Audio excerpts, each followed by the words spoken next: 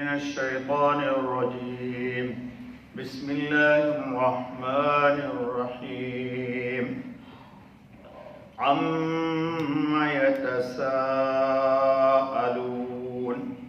عن النبأ العظيم الذي هم فيه مختلفون كلا سيعلمون ثم كلا سيعلمون صدق اللہ العظیم۔ دوستو یہ سورہ نبا پڑھی گئی، اس میں 40 آیتیں اور 2 رکوع ہیں۔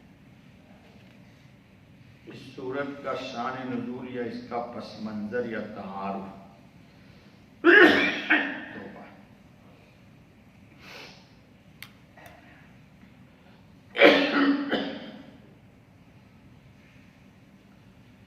اس سورت کا جیسا کہ بتایا نام نبا ہے، جو دوسری آیت سے ماخوذ ہے۔ نبا ان کا ترجمہ خبر ہے۔ اس کے علاوہ اس سورت کو عما یتساءلون بھی کہا جاتا ہے۔ باتفاق علماء یہ عہد نبوت کی ابتدائی زمانے میں مکہ مکرمہ میں نازل ہوئی۔ اس کے مضامین بہت دلکش ہیں، کیونکہ پوری سورہ مرسلات جو گزری ہے وہ منکرین قیامت کے اوپر رد تھا، اور اللہ رب العالمین نے پوری قوت کے ساتھ دلیل دی تھی کہ بعث بعد الموت ہوگا، اور ضروری بھی ہے وہ۔ حضور اکرم خاتم النبیین صلی اللہ علیہ وسلم کی ہر بات ویسے تو اہل مکہ کے لیے حیرت انگیز تھی۔ وہ لوگ حضور اکرم خاتم النبیین صلی اللہ علیہ وسلم کی باتیں سنتے اور حضور کے اعمال کا مشاہدہ کرتے تو ان پر عجیب قسم کا خوف طاری ہو جاتا، سرام سیوی سی آ جاتی۔ سب سے زیادہ جس چیز نے انہیں پریشان کر رکھا تھا اہل مکہ کو، وہ نبی کریم خاتم النبیین صلی اللہ علیہ وسلم کا یہ ارشاد تھا کہ اس جہان رنگ بو کے بعد ایک اور جہان بھی ہے، اور اس چند روزہ زندگی کے بعد ایک ایسی زندگی بھی ہے جس کی انتہا نہیں۔ اللہ اکبر۔ قیامت کے دن انہیں اور ان کے آباء و اجداد کو قبروں سے نکال کر رب کائنات کے سامنے پیش کیا جائے گا، اور وہاں ان سے ان کے چھوٹے بڑے اعمال کا حساب و کتاب لیا جائے گا۔ ان کی عقل جس کی دقیقہ سنجی پر انہیں بڑا گھمنڈ تھا، اس بات کو تسلیم کرنے کے لیے ہرگز تیار نہ تھی کہ انسان سے پھر اٹھا کے حساب لیا جائے گا۔ ہزاروں صدیوں کے بعد ان کی مشت غبار کے بکھرے ہوئے ذرے کون جمع کرے گا، اور پھر ان میں روح کیسے پھونکی جائے گی؟ وہ اس مسئلہ پر دن رات غور کرتے، آپس میں بحث و تمہیز کرتے۔ ان کی مجلسوں میں اس موضوع پر گرما گرم گفتگو اور مذاکرے ہوتے، لیکن وہ کسی صورت میں وقوع قیامت یعنی قیامت کے واقع ہونے کو ماننے کے لیے اپنے آپ کو تیار نہ پاتے۔ اس زمانے میں اس کے ماننے میں ایک نفسانی جھجک بھی سد راہ تھی۔ اگر وہ قیامت کے واقع ہونے کو تسلیم کرتے ہیں تو ان کی زندگی کا سارا نقشہ پلٹ کر بالکل برباد ہو جاتا۔ اس معاشرے میں انہیں لوٹ کھسوٹ کی جو آزادی میسر تھی، عیش و طرب کی محفلیں جن میں مدہوش و بدمست جوانیاں ساری رات محو رقص رہا کرتی، اور بعد ارغوانی کے بلوری جام مصروف گردش رہتے، جہاں کسی ضرورت مند کا استحصال مباح تھا، جہاں قرض خواہ اپنے مقروض سے من مانی شرح پر سود لیا کرتا تھا۔ اگر وہ روز حساب پر ایمان لاتے ہیں تو ان کی تمام لغویات سے دستکش اور کنارہ کش ہونا پڑتا۔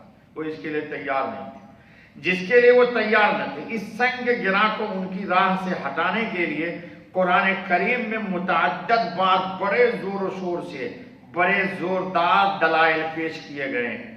اس صورت مبارکہ میں بھی یہی موضوع زیر بحث ہے۔ پہلے تو 2 ٹوک الفاظ میں یہ بتا دیا کہ تمہارے انکار سے حقیقت نہیں بدل سکتی۔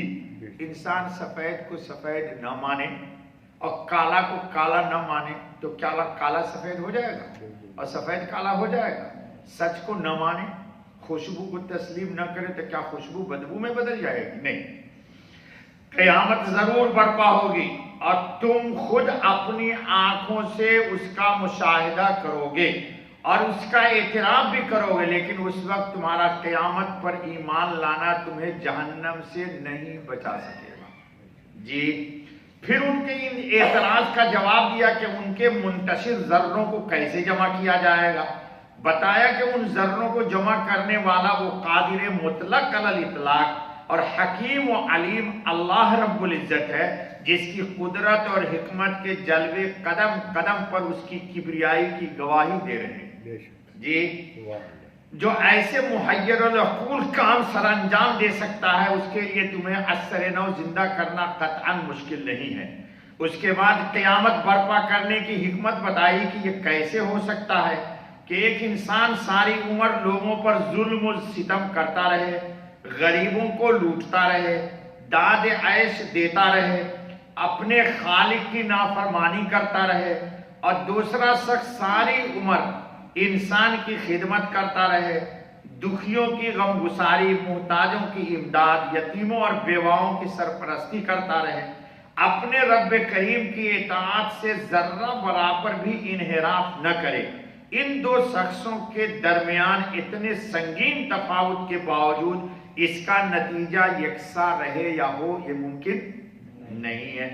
اس لیے بڑی ناانصافی اور کیا ہو سکتی ہے کہ ان دو کیا ہو سکتی ہے؟ بتا دیا کہ قیامت برپا کرنے میں حکمت الہی یہ ہے کہ بدکاروں کو ان کی بدی کی سزا دی جائے اور نیکوں کو ان کی نیکی کا اجر عظیم مرحمت فرمایا جائے۔ آخر میں اس غلط فہمی کا بھی ازالہ کر دیا جس میں اکثر بے ایمان مبتلا تھے۔ وہ کہا کرتے تھے کہ اگر قیامت آ بھی گئی تو اس روز بھی اللہ کی نعمتیں ہمیں ہی ملیں گی، ہمیں جو عزت و سرفرازی اس دنیا میں نصیب ہے قیامت کے دن بھی یہ ہمیں نصیب ہوگی۔ ہمارے جانثار خدام، وفادار ملازم اس وقت ہمارے ارد گرد حلقہ زن ہوں گے۔ اگر کسی فرشتہ نے ہماری طرف دست دراز کیا تو ہمارے درجنوں جوان سال بہادر بیٹے ان کو مزہ چکھا دیں گے۔ یہ کون کہا کرتا تھا؟ ولید بن مغیرہ، حضرت خالد بن ولید کے والد، وہ یہ کہتے تھے۔ جی، یہ ہمارے بت جن کی ہم پرستش کرتے ہیں قیامت کے دن ہماری شفاعت کریں گے، اس لیے ہمیں دوزخ کا کوئی اندیشہ نہیں۔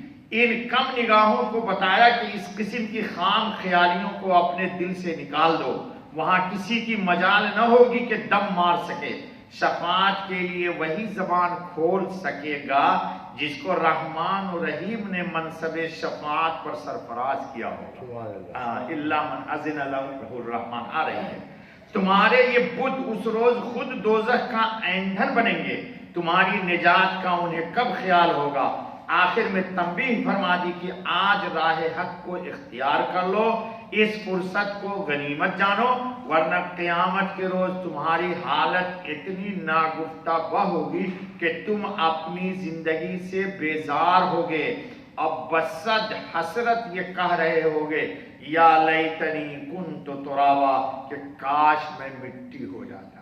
لیکن اس دن کا کفِ افسوس ملنا کام نہیں آئے گا۔ تو یہ پوری صورت میں، اور قرآن کریم جیسے جیسے آخر میں ہم چل رہے ہیں نا، قیامت کے ہولناک مناظر کو پیش کرتا ہے تاکہ اہل ایمان کے ایمان میں قوت آئے، اللہ رب العالمین کی ذات پر اعتماد آئے، اللہ سے رشتہ تعلق مضبوط ہو، اور اپنے عمل کو تقوی کے ساتھ اور زیادہ مزین کرے جیسے جیسے صورت آئے گی انشاءاللہ بقیہ کل سے تیسری کا درس ہوگا۔ سبحان اللہ بحمدہ، سبحان اللہ العظیم۔ ہو گیا جی؟